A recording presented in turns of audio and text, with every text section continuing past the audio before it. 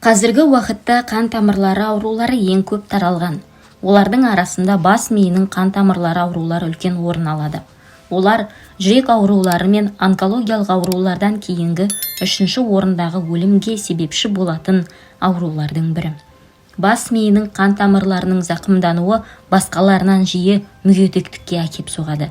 Біздің елімізде бас миының қан тамырларының зақымдануының таралуы статистика бойынша шамамен 100 мың тұрғынның 800-ін құрайды. Шамамен 65 жастан асқан адамдардың 5% бас миының инсультін алған екен. Бас миының қан тамырлар ауруларының негізін алдын алу шараларын гипертония мен атеросклероз ауруларын ескерту және емдеу, өйткені бұл аурулар ми қан айналымының бұзылуына себепші болып табылады. Ми қан айналымының бұзылуы аяқ асты туындауы мүмкін. Мидың тіні зақымданып, бас миының жұмысы бұзылады. Егер бас ауру, бас айналу, талу, сөйлеудің бұзылуы, теңселіп жүру пайда болған жағдайда жедел медициналық жәрдемге жүгіну керек.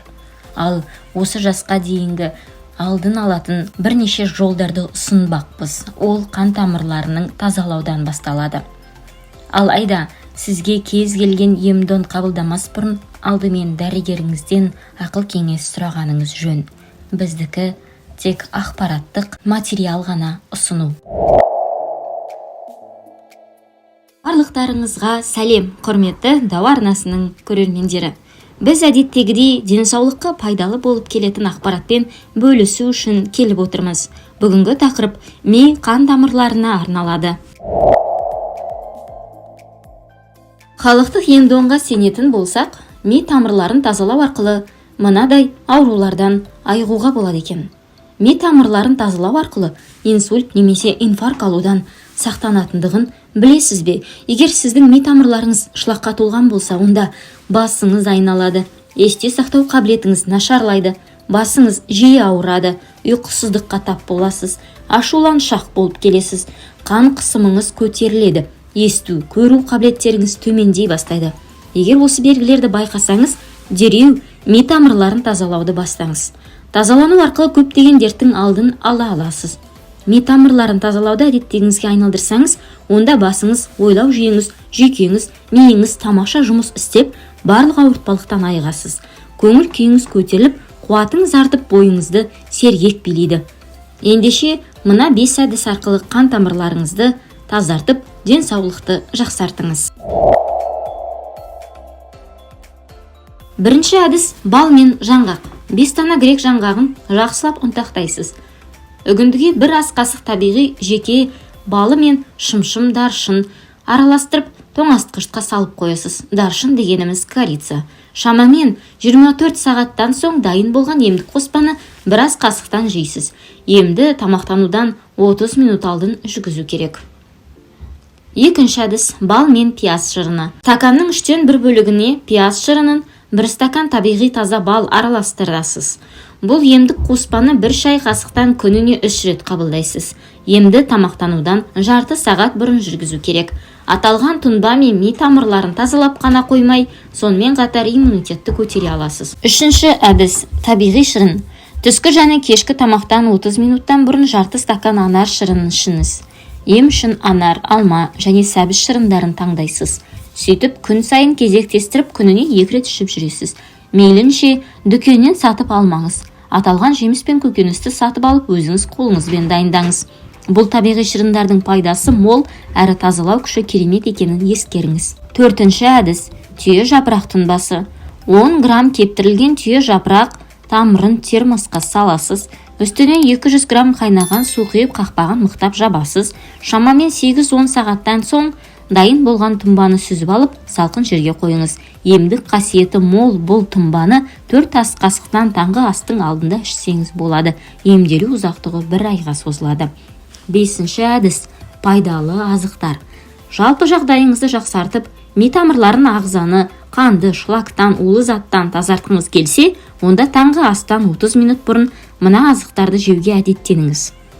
Олар: 1 дана мандарин, 1 уыс мейізбен грек жаңғағы, 1 стакан су. Суды мандарин мен жаңғақты жеп болған соң шамамен 15-20 минуттан кейін ішесіз.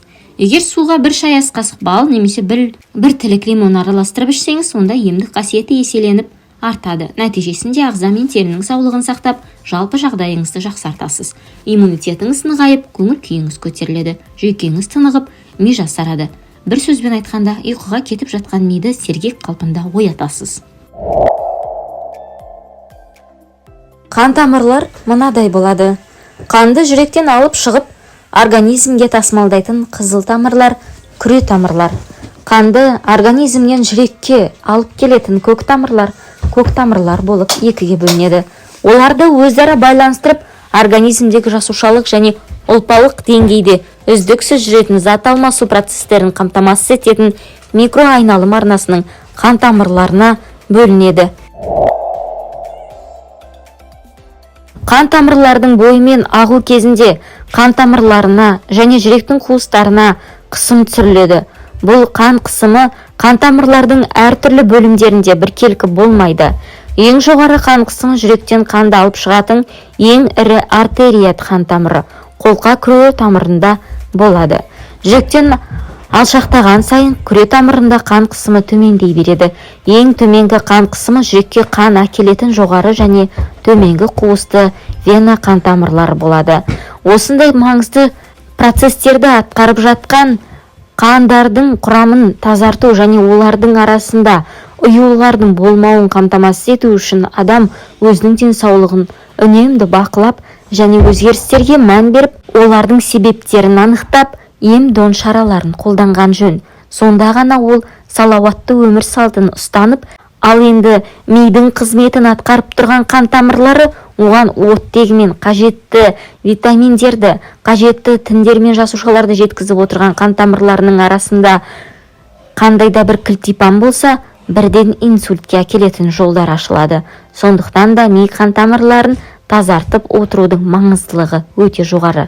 Құрметті көрермен, бүгінгі біздің видеомыз соңына жетті. Алайда Дауа арнасында бұдан да бөлек көптеген пайдалы видеороликтерді таба аласыз. Солардың ішіне мына экранға шығып тұрған көзге арналған дәрумендер жайында айтылған видеомызды ұсынамыз. Көздің басына дейін біздің арнамызға 10 000 оқырман жинауды мақсат қылған едік. Құрметті көрермен, егер сізге қиын болмаса, арнаға тіркеліп, досыңызбен бөлісіп өтсеңіз, сол арқылы біздің үлкен мақсаттарға қол жеткізуге азғантай ғана әрекетіңіз арқылы үлкен үлес қосар едіңіз. Алдын ала рахмет.